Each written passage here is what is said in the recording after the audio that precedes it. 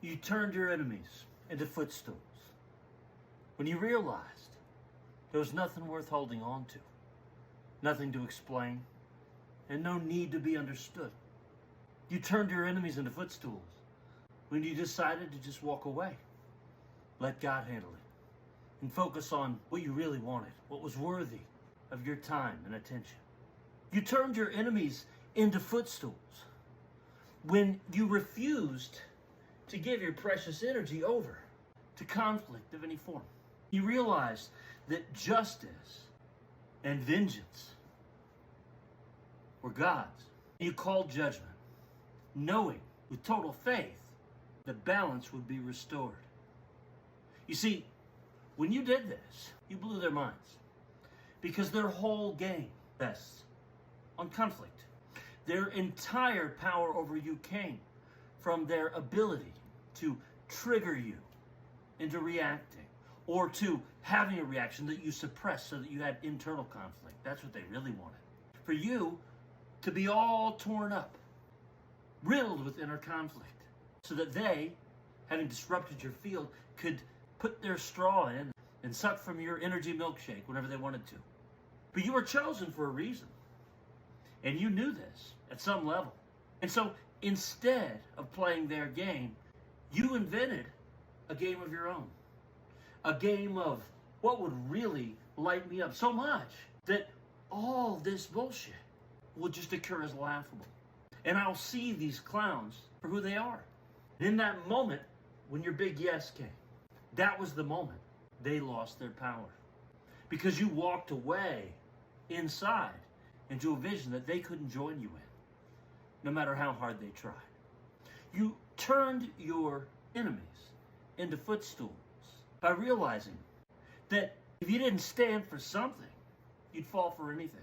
By seeing them through the mirage and realizing that your enemies were clowns, just stimulus and response robots bouncing around without principle, without any core self to hang on to. That everything that they presented to you and tried to get you to believe was love or friendship or loyalty, there was nothing there. When you saw that there was nothing there, you realized there was nothing to lose. And you followed your heart, and you aligned your will, and you made a choice. Choice is a powerful thing. It's the one thing those karmic enemies of yours can't do. You see, they still think the choice is between what you want and what they want. They think that's choice. Or between two different options, fame or failure. They don't realize that there's a whole nother dimension of life. That choice really involves what reality do you want to create. They can't create. The only thing they know how to create is chaos and conflict. And when you chose, again, when you chose a vision, not of conflict, but one of creation, you left them in the dust. And for a while, they got smug, thinking, oh, they'll come back. Because everything that they like happened in the past. They live based on desire, fear and desire and greed. And they project that onto you, and they thought that, enough time and you'd come back around. What they didn't realize is that you're not like them at all. Because you honored the divinity within. You recognized your sovereign role as a creator of your life, and you took responsibility for that, standing on principle, honoring your own authority. And you chose again. You were chosen for a reason, and the reason is you remember who you are, and you refuse to settle for the conflicted false version they tried to project onto you. And so now they're wandering around trying to scheme up new ways to get into your energy. Because as the tides turn and the world now moves into a new season, you are being elevated. And they are being forced now to pay the karmic debt that they earned by betraying you. And they will try to get into your energy now again.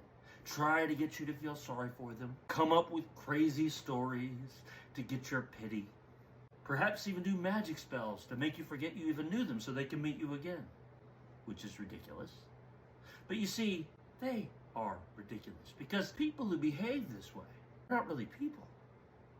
They're ego-driven robots who've forgotten who they are. And that is your gift to them, the awareness that they're just footstools by choice. By you demonstrating true choice and leaving them in the dust, it's the most loving thing you could possibly do for them.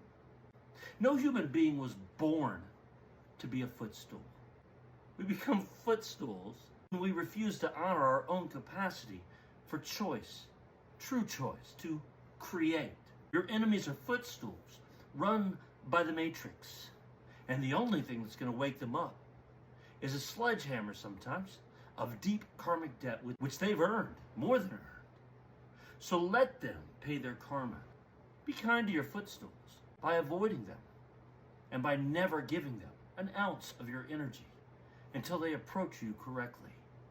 Because you deserve all the honor and respect that a child of God is entitled to. And by choosing this path and keeping your eye firmly focused on true north, the only one who's going to be able to get into your space are people who are worthy of the greatness within you and who have a matching energy of greatness to reflect and to offer you in return.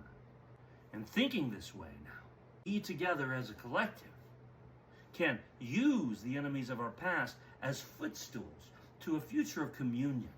Enjoy your footstools to launch yourself to a new life with like minds, like hearts. People who recognize the divinity and hold it sacred within you, and lets karmics pay their dues until they're ready to choose again. And perhaps they'll join us. Maybe not. But one thing for sure is that we'll never take their ridiculous circus show seriously again.